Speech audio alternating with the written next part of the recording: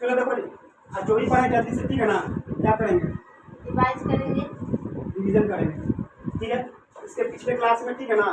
दो मॉडल को देख लिए, कितना मॉडल, दो, ठीक है ना। तो तीन को देखें, सबसे पहले किसने बताया, सबसे थॉमसन। जे थॉमसन, ज्यादा कुछ नहीं बता पाया, ठीक है ना। बताया क्या कि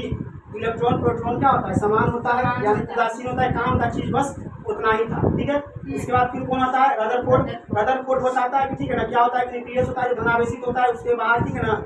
एक ऑर्बिट होता है, ठीक है ना, एक कक्षा होता है जिसमें इलेक्ट्रॉन चारों तरफ घूमता है, इसको क्या नाम दिया, ऑर्बिट नाम दिया, ठीक है ना। लेकिन इसमें कमी क्या निकल के आया, कमी ये निकल के आया कि कितना ऑर्बिट में कितना इलेक्ट्रॉनों की संख्या होगा वो नहीं बता पाया। उसके बाद और क्या नहीं बता पाया, ये नहीं बता पाया कि इसमें जो है, ठीक है ना, कि जो इलेक्ट्रॉन घूमेंगे उसका एनर्जी आखिर, ठीक है ना, कंटिन्यू किस तरह से बरकरार रहेगा, यानी कि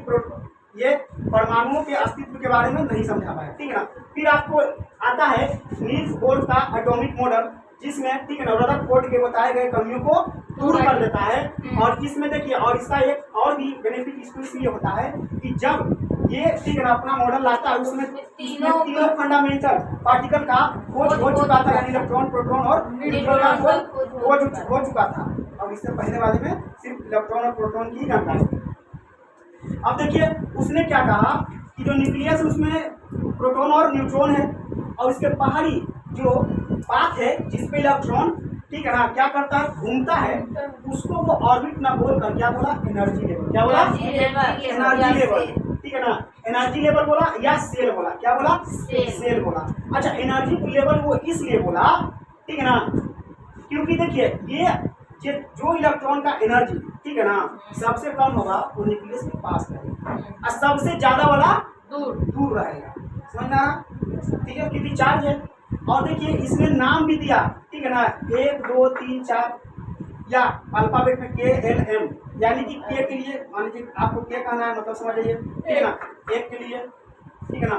2 मतलब L से, 3 मतलब M से, 4 मतलब N से, 5 मतलब O से, समझ में आ रहा। और इसमें एनर्जी का एक क्रम है, यानी कि लेवल बताया कि के सबसे कम एनर्जी, उससे ज्यादा L में, उससे ज्यादा M में, उससे ज्यादा N में, उससे ज्यादा O में। इसका मतलब है कि इसमें से सबसे कम एनर्जी वाला सेल कौन है, के, यानी इसमें जो इलेक्ट्रॉन वही रहेगा जिसका एनर्जी सबसे कम होगा, और O में वो इलेक्ट्रॉन पाया जाएगा जिसका एनर्जी सबसे ज्यादा होगा, ठीक है। उसके बाद देखिए इसने ये भी बताया कि किस ऑर्बिट में कितना अधिकतम इलेक्ट्रॉन हो सकता है, यानी अधिकतम का एक फॉर्मूला दिया, ठीक है ना, अधिकतम का फॉर्मूला दिया,